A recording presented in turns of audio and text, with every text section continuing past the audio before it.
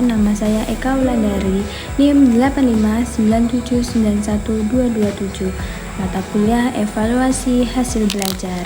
Saya akan melakukan pemaparan materi tentang instrumen wawancara. Simak ya teman-teman. Wawancara atau interview. Jadi wawancara merupakan salah satu bentuk instrumen evaluasi jenis non-teks yang dilakukan melalui percakapan dan tanya jawab baik langsung maupun tidak langsung dengan peserta didik. Apa itu wawancara langsung?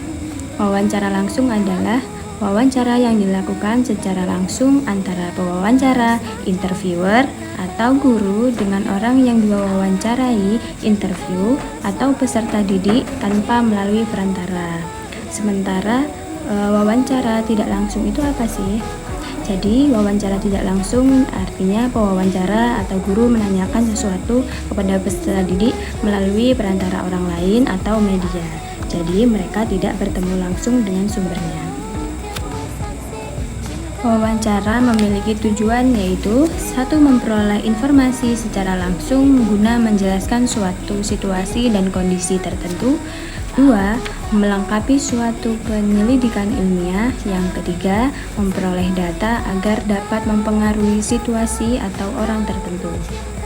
Oke teman-teman, jadi wawancara mempunyai beberapa kelebihan dan kekurangan. Kelebihan wawancara ada 1. Dapat berkomunikasi secara langsung kepada peserta didik sehingga informasi yang diperoleh dapat diketahui objektivitasnya. Yang kedua, dapat memperbaiki proses dan hasil belajar.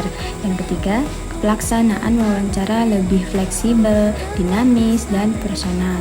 Sementara itu, kelemahan dari wawancara ada 1. Jika jumlah peserta didik cukup banyak, proses wawancara banyak menggunakan waktu, tenaga, dan biaya. Kedua, ada kalanya terjadi wawancara yang berlarut-larut tanpa arah sehingga data kurang dapat memenuhi apa yang diharapkan. Yang ketiga, sering timbul sikap yang kurang baik dari peserta didik yang diwawancarai dan sikap overaction dari guru sebagai pewawancara. Jadi karena itu perlu adanya adaptasi diri antara pewawancara dan orang yang diwawancarai.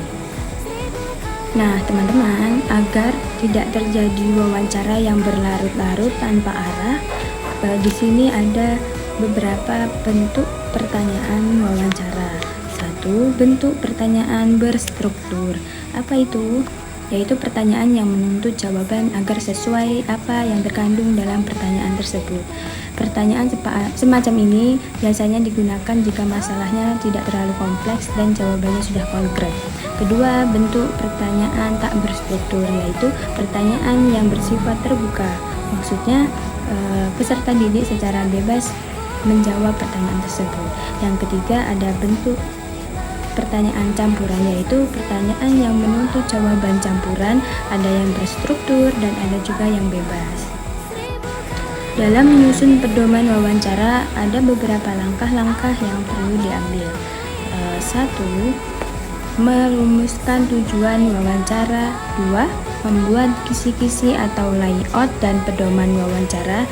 3. Menyusun pertanyaan sesuai dengan data yang diperlukan dan bentuk pertanyaan yang diinginkan. 4. Melaksanakan uji coba untuk melihat kelemahan-kelemahan pertanyaan yang disusun sehingga dapat diperbaiki lagi. 5. Melaksanakan wawancara dalam situasi yang sebenarnya. Oke teman-teman, jadi dalam melakukan wawancara kita harus memperhatikan hubungan baik antara pewawancara dan orang yang diwawancarai perlu dipupuk dan dibina sehingga akan tampak hubungan yang sehat dan harmonis. Dalam wawancara jangan terlalu kaku, tunjukkan sikap yang bebas, ramah, terbuka, dan adaptasi diri dengannya.